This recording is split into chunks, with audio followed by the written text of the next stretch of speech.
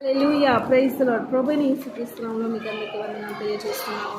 దేవుడు కొన్నిసార్లు మనల్ని హెచ్చరిస్తూ ఉండవచ్చు, కొన్నిసార్లు దేవుడు మనల్ని బలపరుస్తూ ఉంటాడు, కొన్నిసార్లు దేవుడు తన యొక్క మాట చేత మనల్ని ఆదరిస్తూ ఉంటాడు. హల్లెలూయా, అవునా కాదండి?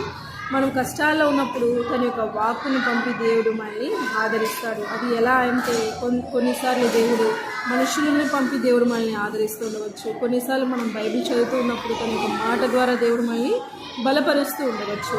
కాబట్టి దేవుడు ఒక మాట చెప్తున్నాడు. యెషయా గ్రంథం 61:7 యెహోవా వారికి నిత్యానందం కలుగచేయును. ఆమేన్, హల్లెలూయా. ఎవరైతే బాధలో, శ్రమలో, ఎక్కువ కష్టాల్లో ఇంకా మాకు వేరే మార్గం లేదని బలహీనపడిపోతున్నారో, బాధపడుతూ ఉన్నారో, వారికి దేవుడు ఇస్తున్నటువంటి మాట వాగ్దానం. హల్లెలూయా.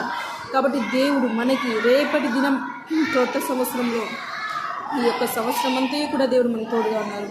నూతన సంవత్సరంలో కూడా దేవుడు మనకి తోడై ఉండాలని మనము కోరుకుంటున్నాము. ఆమేన్, అవునా కాదండి? కాబట్టి నూతన సంవత్సరంలో మనకి ఎటువంటి బాధలు ఉన్నా వాటన్నిటిని మరచి సంతోషంగా మనం మొదట అడుగు వేద్దాం. హల్లెలూయా.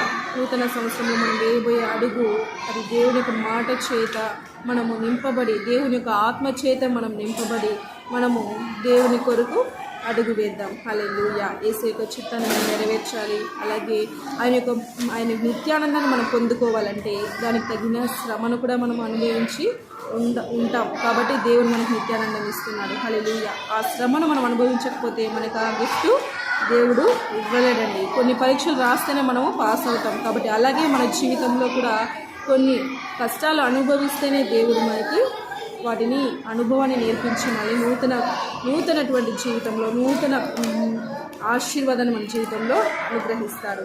ఆమేన్. God bless you. దేవుడి మాటలు దీవించుగాక. ఆమేన్.